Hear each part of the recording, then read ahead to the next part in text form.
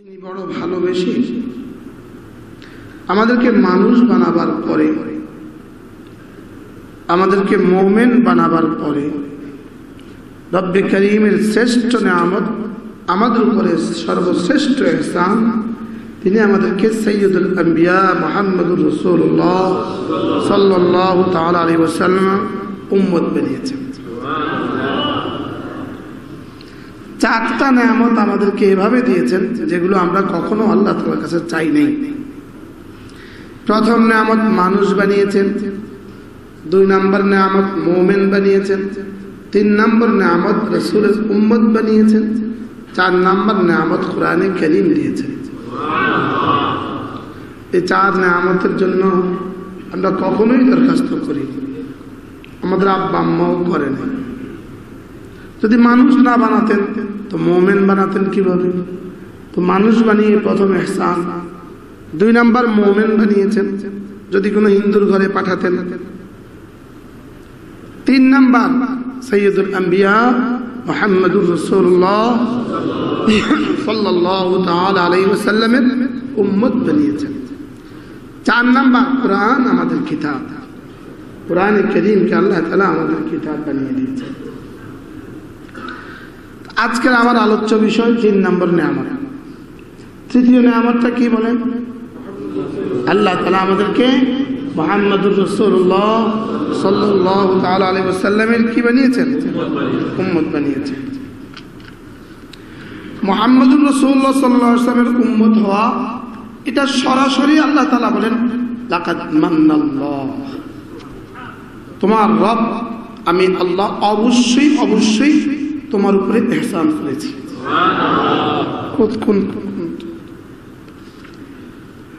লাকাদ মান্নাল্লাহু, আমি আল্লাহ, লাকাদ মান্না অবশ্যই তোমার উপরে ইহসান করেছি, আলাল মুমিনিন, মুমিনদের উপরে আমার ইহসান, ইয বা'আথা ফীহিম রাসূলা, আমি তোমাদের মধ্যে রাসূল পাঠিয়েছি।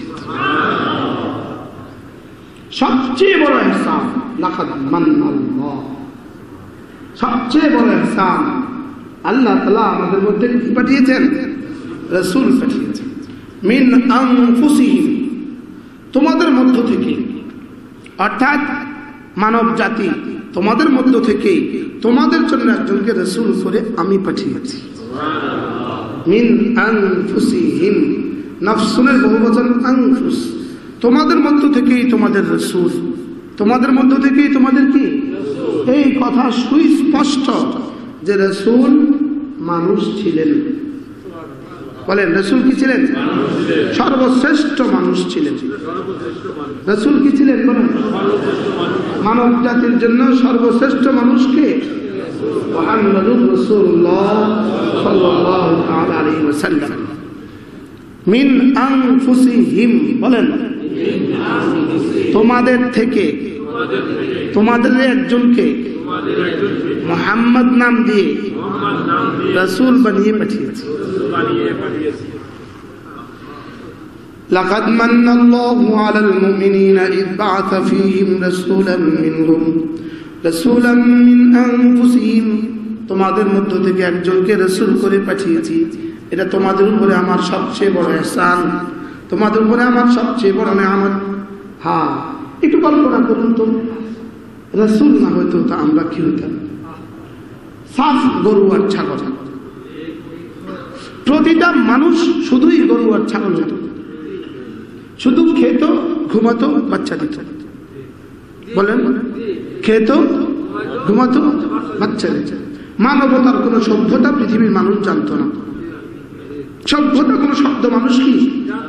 প্রতিটা কাফের উপরে রাসূলের ইহসান, প্রতিটা কাফের যে পরিমাণ সভ্য, এটা রাসূলের ইহসান। সুবহানাল্লাহ। আমেরিকা যে পরিমাণ সভ্যতার দাবিদার, রাসূলের ইহসান। ইউরোপ যে পরিমাণ সভ্যতার দাবিদার, রাসূলের ইহসান। জাপান যে পরিমাণ সভ্যতার দাবিদার, রাসূলের ইহসান। মানবতার মনুষ্যত্ব বুঝতো না যদি মুহাম্মদুর রাসূলকে না পাঠাতেন সাল্লাল্লাহু আলাইহি। সভ্যতা বলতে কোনো শব্দ বুঝতো না। বলেন সভ্যতা বলতে কোনো শব্দ কি? কাপড় পরিধান করা বলতে কোনো শব্দ পৃথিবী বুঝতো না। কাপড় পরা বলতে কোনো শব্দ পৃথিবী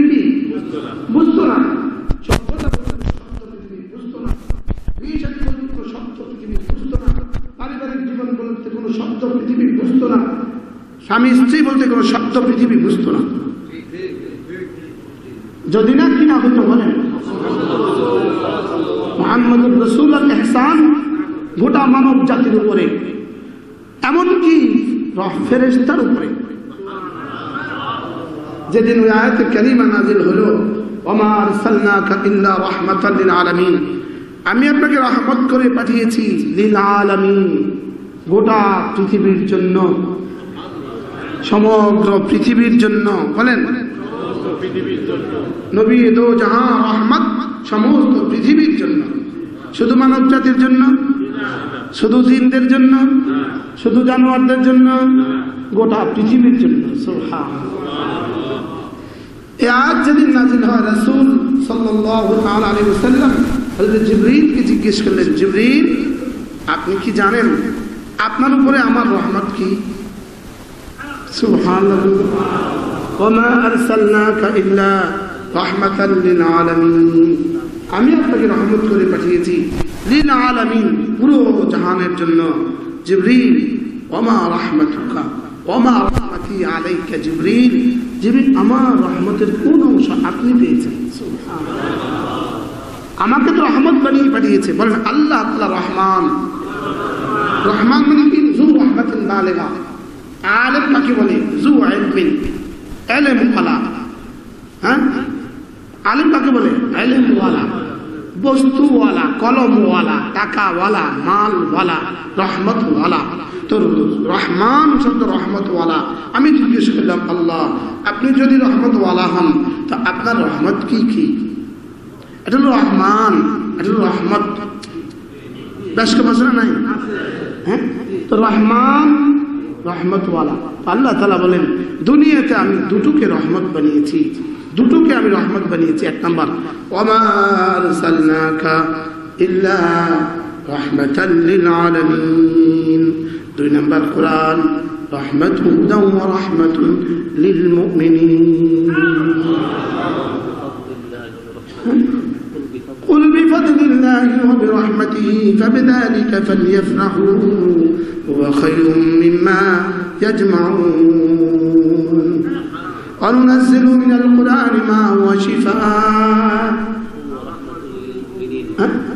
ورحمة للمؤمنين। আমি রহমত, আমি রহমান, আমি রহিম, আমি রহমান। দুনিয়াতে যদি কেউ দেখতে চাও আমার রহমত, আমার নবী রহমত। দুনিয়াতে কেউ যদি দেখতে চাও আমার কোরআন রহমত।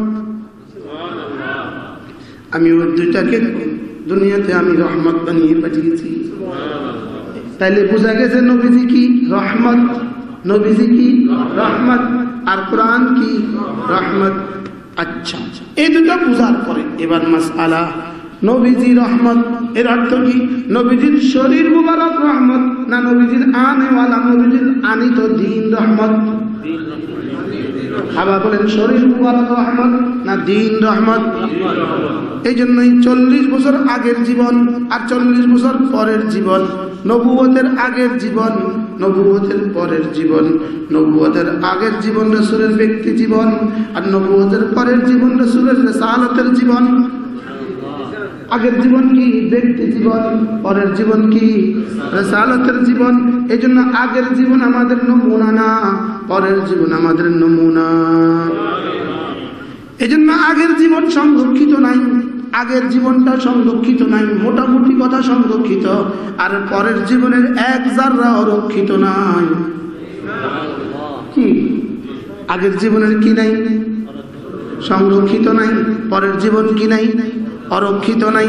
আগের জীবনের মোটা মোটা কথা, অমুক তারিখে জন্ম, অমুক তারিখে সিরিয়া, অমুক তারিখে বিয়ে, অমুক তারিখে বাবার মৃত্যু, অমুক তারিখে দাদার মৃত্যু, এর বাইরে আর কিছু নাই। লেকিন নবুয়তের পরের দিন থেকে হাত কিভাবে ইশারা করেছেন তাও আছে, চোখ কিভাবে দেখেছেন তাও আছে। সুবহানাল্লাহ বলেন। পরবর্তী জীবনের সকাল আর সন্ধ্যা আছে, দিবস আর রজনী আছে, রাত আর দিন আছে, একাকিত্ব আর লোকালয় আছে। পরবর্তী জীবনের প্রতিটা মুহূর্ত মাহফুজ। বুখারী, মুসলিম, তিরমিজি, আবু দাউদ, নাসাঈ, মুওয়াত্তা মালিক, মুওয়াত্তা মুহাম্মদ, তাহাবী, মুসনাদ আহমদ, সব কিতাবগুলো নিয়ে হাজার হাজার হাদিস হলো রাসূলের জীবনের প্রতিটা নড়াচড়া সংরক্ষণ।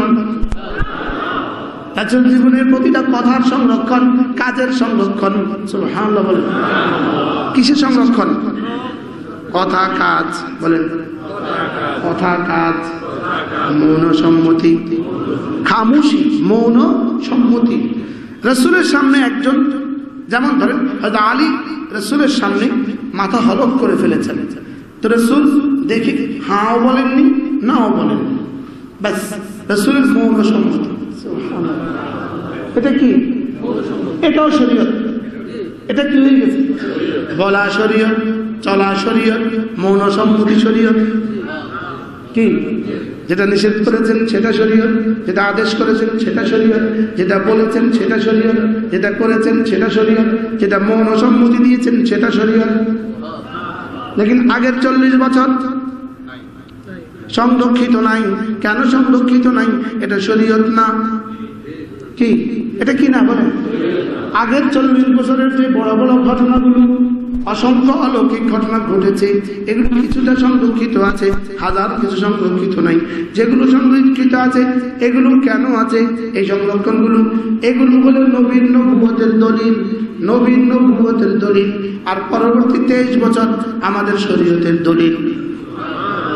কি? আচ্ছা, নবীজি মক্কায় চলছেন তো মেঘে ছায়া দিল কেন? নবীজি মক্কায় চললেন তো মেঘে ছায়া দিল কেন? এটা নবুয়তের প্রমাণ। গাছ হেঁটে এসে তাকে ছায়া দিল কেন? এটা নবুয়তের প্রমাণ। সুবহানাল্লাহ। তার পেটটা কেটে তার সিনাটা বের করে জমজম পানিতে ধোয়া, এটা নবুয়তের প্রমাণ। তিনি জন্মের সময় খতনা করা অবস্থায় দুনিয়াতে এসেছেন কেন? নবুয়তের প্রমাণ। নাভি মানুষ কাটতে হয় নাই কেন? নবুয়তের প্রমাণ। এসেই উপরের দিকে আঙ্গুল উঠালেন কেন? নবুয়তের প্রমাণ। বাইতুল্লাহ মূর্তিগুলো ধসে পড়ে গেল কেন? উপর হয়ে পড়ে গেল কেন? নবুয়তের প্রমাণ। 1000 বছরের অগ্নিকুণ্ড, পারস্যদের 1000 বছরের অগ্নিকুণ্ড ধপ করে নিভে গেল কেন? নবুয়তের প্রমাণ। এগুলো কি বলেন? আর ইকরা নাযিল হওয়ার পরে থেকে আফাক পর্যন্ত জীবনের প্রতিটা হারাকাত আর সাকানাত, জীবনের প্রতিটা নড়াচড়া, জীবনের প্রতিটা করা আর বলা, জীবনের প্রতিটা চলা আর বলা, জীবনের পদ্ধতিটা কি? বলা চলা, যা বলেছেন, যা করেছেন, যা করে দেখিয়েছেন, এগুলো হলো আমাদের জন্য শরীয়ত। আগেরটা শরীয়ত না পরেরটা শরীয়ত?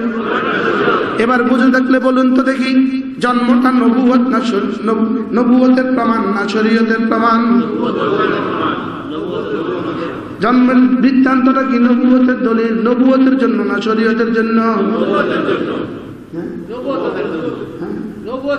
তাহলে নবীর জন্ম এটা শুধুই আলোচনার বিষয়, এটা আমাদের জন্য মানার বিষয় না। জন্ম আলোচনা তো হইতে পারে, কিন্তু মানা হইতে পারে না। জন্ম মানার বিষয় না। জন্ম কি না? আচ্ছা, আরেকটা কথা, আল্লাহ তাআলার কাজ আর আল্লাহ তাআলার কথা, আল্লাহ তাআলার কাজ, আল্লাহ তাআলার কথা, আল্লাহর কাজ আমাদের জন্য শরীয়ত নয়, আল্লাহর কথা আমাদের জন্য শরীয়ত। কি বলছি বলেন তো? হ্যাঁ, আল্লাহ পাহাড় বানিয়েছেন তো পাহাড় বানানো আমার জন্য শরীয়ত। আল্লাহ জমিন বানিয়েছেন তো জমিন বানানো আমার জন্য শরীয়ত। আল্লাহর কাজ যেগুলো, এগুলো আমার কাজ না। আল্লাহর কাজ দেখে দেখে আল্লাহকে চিনা। এবার আল্লাহ যেগুলো বলেছেন বলে বলে আল্লাহকে মতো চলা। সুবহানাল্লাহ। আল্লাহর কাজ দেখে দেখে কি করা? আল্লাহকে চিনা। আর আল্লাহর কথাগুলো শুনে রাসূলের ব্যাখ্যাগুলো দেখে দেখে চলা। তাহলে আমার ছেলের জন্ম এটা আমার কাজ না আল্লাহর কাজ? আল্লাহর কাজ। আমার ছেলের জন্ম, ছেলে মায়ের পেট থেকে দুনিয়াতে আসা, এটা আমার কাজ না আল্লাহর কাজ? আমার বাবার জন্ম এটা আল্লাহর কাজ না আমার কাজ? তাহলে রাসূলের জন্ম এটা আমার কাজ না আল্লাহর কাজ? আল্লাহর কাজ আমার জন্য মানা হয়, মানার বিষয় না বলার বিষয়? আচ্ছা, এই কথাটা বুঝলেন না? তাহলে মিলাদুন নবী গুলো তো আমার কাজ না আল্লাহর কাজ? আল্লাহর কাজ। কি বলছি? কার কাজ? আল্লাহর কাজ। আল্লাহর কাজ আমি করতাম বেতন কম কেন? আমি কি বুঝতে পারছি আপনাদের? হ্যাঁ, এটা আল্লাহর কাজ না বান্দার কাজ? আল্লাহর কাজ আমার জন্য কি বলার বিষয়, আর কিসের বিষয়? আচ্ছা আচ্ছা, এবার দেখেন একটা পয়েন্ট। আচ্ছা, নবীজি জন্মগ্রহণ করেছেন কোথায়? আবার বলেন কোথায়? কোন মাসে? রবিউল আউয়াল মাসে। তাহলে জন্মের এরপরে ছিলেন 13টা বছর কোথায়? মক্কায়। এবার 10টা বছর কোথায়? যদি জন্মের তারিখটা পালন করার ঘটা করে পালন করার প্রয়োজন হইতো, সর্বপ্রথম পালন করা দরকার ছিল কোথায়? এরপরে কোথায়? মক্কায় কয়বার হয়েছে জীবনে? মদিনায় কয়বার হয়েছে জীবনে? এটা এখানে হবে কেন?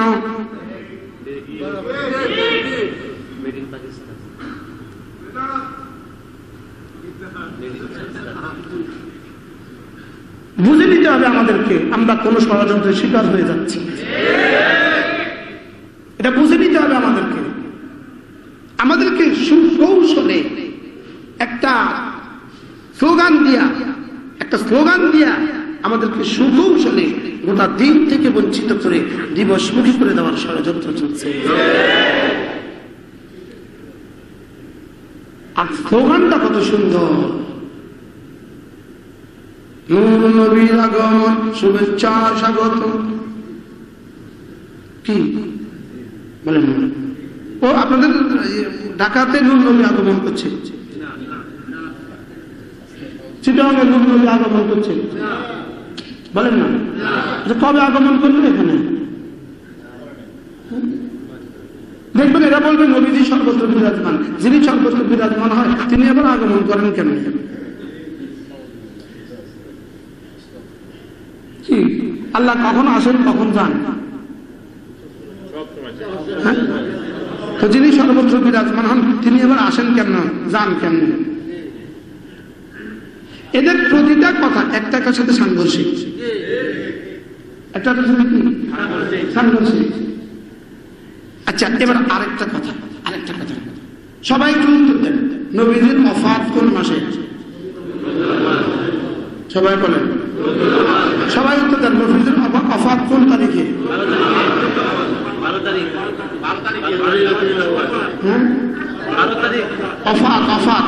তারিখ। ওফাত 12 তারিখ। 12 রবিউল আউয়াল নবীজির ওফাত দিবস, নবীজির তিরোধান দিবস।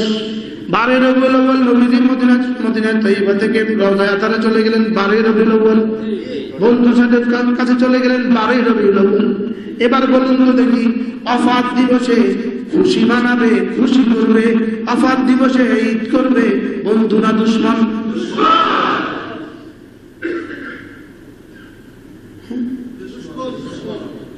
বলুন এগুলো বলছেন কেন?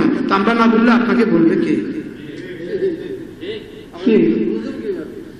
বুঝবো কিভাবে?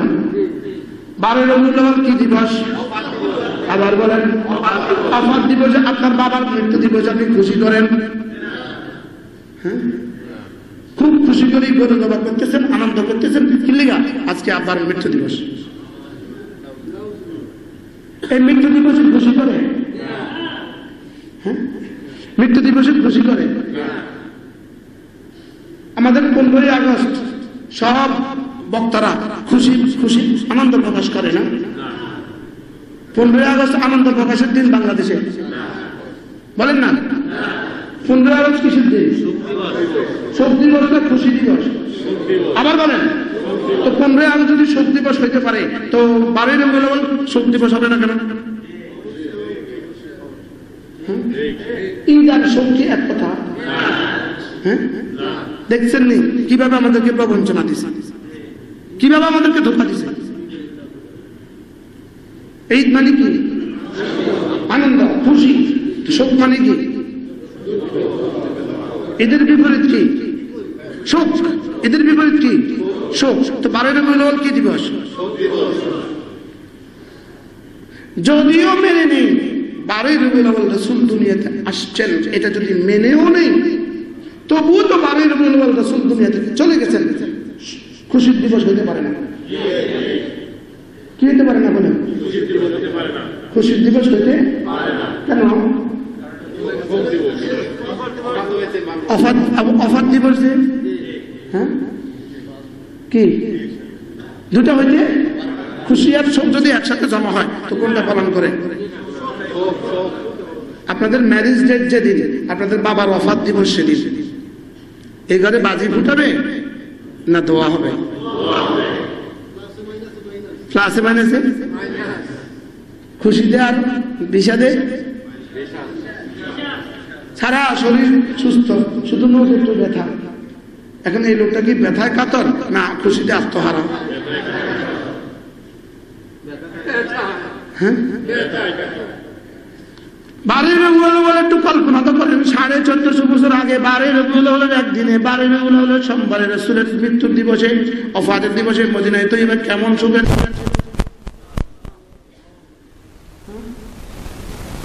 ওই দিনটা 1.5 লাখ সাহাবাদের জীবনী কেমন ছিল।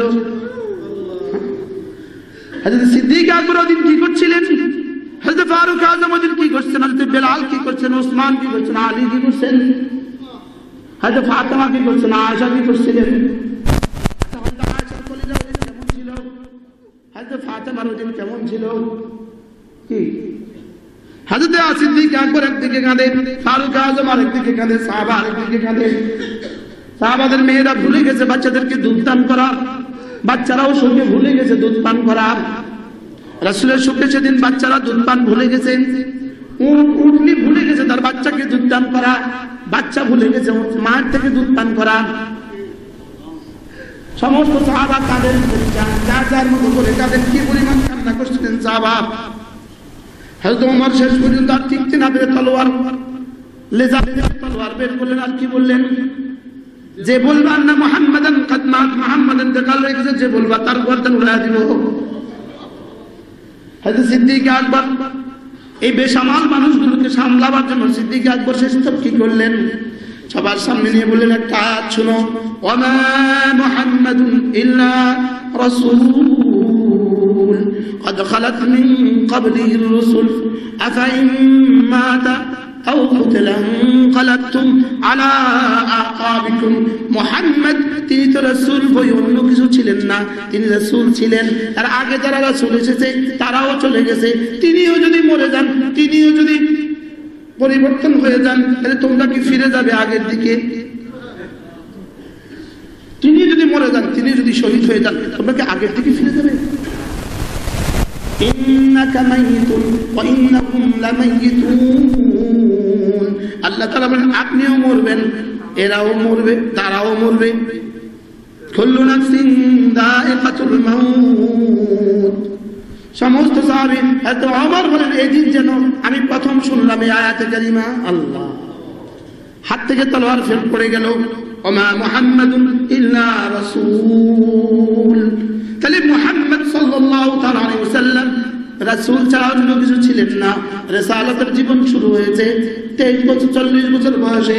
40 বছর আগেরটা ছিল নিজের ব্যক্তিগত জীবন, আর পরের 23 বছর জীবন ছিল আল্লাহ তাআলার সাথে রিসালাতের বন্ধন, নবুয়তের বন্ধন। আমি কি বুঝাতে পারছি আপনাদের? আল্লাহ রাসূল সাল্লাল্লাহু আলাইহি ওয়াসাল্লাম ওয়াফাত হয়ে গেল। হযরত বেলাল কাঁদতে থাকলেন। যোহরের আজানের সময় হয়ে গেল। হযরত বেলাল আজান দিচ্ছেন না। হযরত সিদ্দিক আকবর বলেন বেলাল যাও আজান দাও। হযরত বেলাল আজান দিচ্ছেন না, আমি পারবো না। এবার বারবার বলাতে হযরত বেলাল আজান দিতে শুরু করলেন, আশহাদু আন্না মুহাম্মাদান। বলার আগে হযরত বেলাল বেহুশ হয়ে পড়ে গেলেন। মদিনা ছুটে আসলো, আজান কি হলো, আজান বন্ধ হয়ে গেল কেন? দেখছে বেলাল তড়পাচ্ছে। বেলাল বেহুশ হয়ে জবাই করা মুরগির মতো তড়পাচ্ছে। হযরত বেলালের পানি দিয়া হযরত বেলালের হুঁশ ফিরে আসলো। বেলাল আজান লাগাও। আমি পারবো না আজান দিতে। এই বেলালে তো আমি আশহাদু আন্না মুহাম্মাদুর রাসূলুল্লাহ বলতাম। রাসূল হুজুরের হাত থেকে আমার দিকে তাকিয়ে মুস্কি মুস্কি হাসতেন। আর রাসূল তো আশহাদু আন্না মুহাম্মাদুর রাসূলুল্লাহ জবাবে রাসূল বলতেন আশহাদু আন্না মুহাম্মাদুর রাসূলুল্লাহ। আমি আর কাকে মুহাম্মাদুর রাসূলুল্লাহ কাকে শোনাবো? আল্লাহর কসম, আল্লাহর কসম, আল্লাহর কসম, আল্লাহর কসম, আল্লাহর কসম, আল্লাহর কসম, আল্লাহর কসম। 12 রবিউল আউয়াল উম্মতে মুসলিমা খুশি প্রকাশ করতে পারে না। 12 রবিউল আউয়াল উম্মতে মুসলিমা কাঁদার দিন ছিল। কি দিন বলেন? কাঁটার দিন ছিল। জন্মের ভিতরে পয়গাম গোপন নাই, জন্মের ভিতরে পয়গাম পুশিদা নাই, অফাতের মধ্যে পয়গাম পুশিদা আছে। জন্মের ভিতরে শুধু সিন্নি আছে, জন্মের দিনের মধ্যে শুধুই হালুয়া আছে, অফাতের দিনের মধ্যে পুরো জীবনী আছে। অফাতের দিনের মধ্যে কি আছে? পুরা জীবনী। অফাতের দিবসের মধ্যে কি আছে? পুরা জীবনী আছে। তারে বারে রবিউল বলে আমাদের জন্য কি শিক্ষা ছিল? বারে রবিউল আমাদের জন্য সবক ছিল ঈমানের, বারে রবিউল আমাদের জন্য সবক ছিল নামাজের, বারে রবিউল আমাদের জন্য সবক ছিল রোজার, হজের আর যাকাতের, বারে রবিউল আমাদের জন্য সবক ছিল রাসূলের আনিত এক এক বিধানের, এক এক নিষেধাজ্ঞার কি বলে কি সবক ছিল বারে রবিউল বলে। যেহেতু পুরা ইহুদি জাতির কাছে, পুরা নাসারা জাতির কাছে, পৃথিবীর কোন ধর্মাবলম্বীদের কাছে তাদের নবীর কোন চরিত্র নাই, নবীর কোন সিরাত নাই, নবীর কোন তালিম নাই, নবীর কোন শিক্ষা নাই। এখন শুধুই আমাদের কাছে নবীজির তালিম আছে, শুধু তালিম আছে এটাই শেষ নয়, জীবনের প্রতিটা নড়াচড়া আমাদের কাছে সংরক্ষিত আছে। কি আছে না নাই বলেন? আমাদের কাছে নবীজির চলা, আমাদের কাছে নবীজির বলা, আমাদের কাছে নবীজির ধরা, আমাদের কাছে নবীজির চাকুনি, আমাদের কাছে নবীজির কানের ব্যবহার, আমাদের কাছে নবীজির হৃদয়ের ব্যবহার, আমাদের কাছে নবীজির হাতের ব্যবহার, আমাদের কাছে নবীজির সকালবেলা, নবীজির দুপুরবেলা, নবীজির বিকেলবেলা, নবীজির রাত্রিবেলা, নবীজির সন্ধ্যাবেলা, আমাদের কাছে নবীজির একাকিত্ব, আমাদের কাছে নবীজির লোকালয়, আমাদের কাছে নবীজির ব্যক্তিগত জীবন, আমাদের কাছে নবীজির পারিবারিক জীবন, আমাদের কাছে নবীজির সামাজিক জীবন, আমাদের কাছে নবীজির প্রতিটা বলা, আমাদের কাছে নবীজির প্রতিটা চলা আমাদের কাছে সংরক্ষিত আছে না নাই? ইহুদিদের কাছে তাদের নবীটা সংরক্ষিত আছে, নাসারাদের কাছে তাদের নবীটা সংরক্ষিত আছে, আছে? এই জন্য ওরা দেখলো এদের কাছে নবীজির সব আছে, আমাদের কাছে নবীজির কিছু নাই, আমাদের কাছে নবীজির জন্মদিবস ছাড়া আর কিছু নাই, এদের কাছে নবীজির সব আছে শুধু জন্মদিবস নাই। এদেরকে কৌশলে যদি জন্মদিবস মুখী করে দেওয়া যেতে পারে, ধীরে ধীরে এরাও এদের নবীজির তালিমাত থেকে বঞ্চিত হবে। আমি কি বুঝাতে পারছি আপনাদের? কি এখনো তো এই মিম্বার থেকে আওয়াজ দেওয়ার সুযোগ আছে, আর যদি এভাবে ছেড়ে দেওয়া হয় হয়তোবা এই আওয়াজ দেওয়ার আর সুযোগ হবে না। কি বাস্তব না বাস্তব? এই জন্য 12 রবিউল আউয়াল রাসূল করিম সাল্লাল্লাহু আলাইহি ওয়াসাল্লাম নিশ্চিত অফাত দিবস। 12 রবিউল আউয়াল রাসূলের জন্মদিবস নয়, জন্মদিবস সম্পর্কে মতানৈক্য আছে, অফাত দিবস সম্পর্কে কোনো মতানৈক্য নাই। কারণ জন্মের সময় মা লিখে রাখে অথবা বাবা লিখে রাখে, বাবা তো চলে গেছে আগে, মা মরে গেছে অল্প সময়। কথা ঠিক না বেটি বলেন না? আপনারা আমার জন্মের তারিখ জানে কে? কিন্তু আমার মা ভুলে গেছে। মাকে কতবার জিজ্ঞেস, মা আমার জন্মের একুরেট তারিখটা কোন চাই? তুই লাগে চৈত মাসে হয়েছে, আবার কত তুই লাগে জ্যৈষ্ঠ মাসে হয়েছে, কতদিন জ্যৈষ্ঠ মাসে ইংরেজি জানুয়ারি ফেব্রুয়ারি নামও জানতো না, চৈত মাসে জ্যৈষ্ঠ মাসে একবার এক কথা বলতো। বছরটা কোন সম্মান এটা জাদু মনে নেই। ইদানিং তো লিখে রাখে জন্ম নিবন্ধন, তারপরে কি টিকের কার্ড। আমরা টিকের কার্ড ছিল, জন্ম নিবন্ধন ছিল কি? যদি মা স্কুলে গেছি ওদিন স্যার একটা লিখে দিছি, আবার জিজ্ঞাসা স্যার একটা লিখে দিছি। বাস্তব না বাস্তব? ওইটা গেছে গা। এবার ম্যাট্রিক পরীক্ষার সময় কেরা নিয়ে লিখে দিছি, আমার জন্ম তারিখের উদ্ভাবক কেরা নিয়ে। কি সবাই তো আমি আমার স্যার আল্লাহ তার জান্নাত নসিব করে, আমার কেরানি স্যার আমার দিছে 1377। আমি কি স্যার আমার জন্ম মনে আরো আগে, তুই বুঝিস স্যার দেখো কি 1377। আমার মনে হচ্ছে আমার হলে 74, কত তিন এটা তো জানি না। আমার জন্ম মার আব্বার কথা থেকে বুঝতাম যে 74, লেকিন সার্টিফিকেট কত 1377। স্যারকে স্যার কি দেখুন তুই বুঝোস 3 বছর যদি কমাই দিই তো চাকরি 3 বছর বাড়তি করতে পারে। সবার বেলা কিন্তু আমরা একটা বলেন আমাদের সবার বেলা। তাহলে জন্ম তারিখ সংরক্ষিত থাকে না, অফাতের তারিখ সংরক্ষিত থাকে। কি ঠিক আমাদের দেশের দুই মহানায়ক অফাত দিবস জানা আছে না নাই? বঙ্গবন্ধু শেখ মুজিবুর রহমান, শহীদ জিয়া আছে না নাই বলেন? ওফাত দিবস কি জানা আছে না? এখানে বেশ কম আছে। জন্ম তারিখ আসলে কি করেন না? হ্যাঁ, বাস্তব না বাস্তব? আচ্ছা, আমাদের প্রধানমন্ত্রী আর সাবেক প্রধানমন্ত্রী দুজনের জন্ম দিবস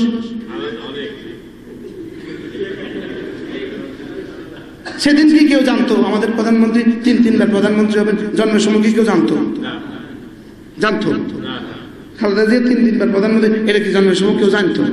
জানলে তো লিখে দেখতো পাথরে খোদাই করে। কি তাহলে জন্ম দিবস কি হতে পারে? মতানৈক্য। এবার প্রশ্ন, রাসূল কেন বলে গেলেননি? রাসূল কেন জানবো? রাসূল জন্ম দিবস রাসূল কেন জানবেন? বলে রাসূল তো অনেক কিছু জানতেন, আল্লাহ জানালে জানতেন, আল্লাহ এটা জানান নাই, বেদরকারি যে এই জন্য জানান নাই। রাসূল কেন বলে গেলেন না? রাসূল জানতেন না, এই জন্য। রাসূল বুঝে জানতেন না, রাসূল আল্লাহ জানান নাই, আল্লাহ বেদরকারি জিনিস জানান না। একবার কোন এক ইন্টারভিউতে আমি বসছি, আমি ইন্টারভিউ দিতে বসছি, যিনি এক্সটার্নাল, তিনি আমাকে জিজ্ঞেস করেন ইমাম বুখারীর নাতিনের নাম কি? ইমাম বুখারীর নাতিনের নাম কি? আমি বলছি আর ইমাম বুখারীর দাদির মার নাম কি? বুঝেন নাই? আমি কি জিজ্ঞেস করছি? আমি ইন্টারভিউ দিতে না বলছি, আমি চাকরি দিতাম বলছি। কইলে না হলে না, আমরা তো গোলামি করলে কি কেমন? আমি ইমাম বুখারীর নাতিনের নাম কি? আমি স্যার আপনি কন ইমাম বুখারীর দাদির মার নাম কি? এটা বুঝি প্রশ্ন, আগে এটা বুঝি প্রশ্ন। ইমাম বুখারীর নাতির নাম আমি কি করতাম? আমি যদি ইন্টারভিউ বোর্ডে বসছেন, আপনার একটা এক্সট্রা পাওয়ার আছে, এই জন্য আমার আপনি তো মনে লেগে ইমাম বুখারীর নাতিনের নাম কি? আমিও আমারে কন ইমাম বুখারীর দাদির মার নাম কি? কি তাহলে রাসূলের জন্ম? লেকিন রাসূল বলতেন আমি জন্মগ্রহণ করেছি, আমার মা বলতেন, আর আমার রব আমাকে বলে দিয়েছেন আমি জন্মগ্রহণ করেছি সোমবারে, এই জন্য 52 সপ্তাহ 52 সোমবারে আমি রোজা রাখি। এই রোজা আজ ঈদ এক কথা না, ঈদের দিনে রোজা হয়, রোজার দিনে ঈদ হয়। এই ঈদ মানে কি? শুধু খাও শুধু খাও, আর রোজা মানে কি? খেয়েও না। তো রাসূল মিলাদের দিনে কি করতেন? ঈদের দিন তো রোজা রাখা হারাম, ঈদের দিন হয় কেমনে? আলহামদুলিল্লাহ আমি 52টা মিলাদুন নবী পালন করি,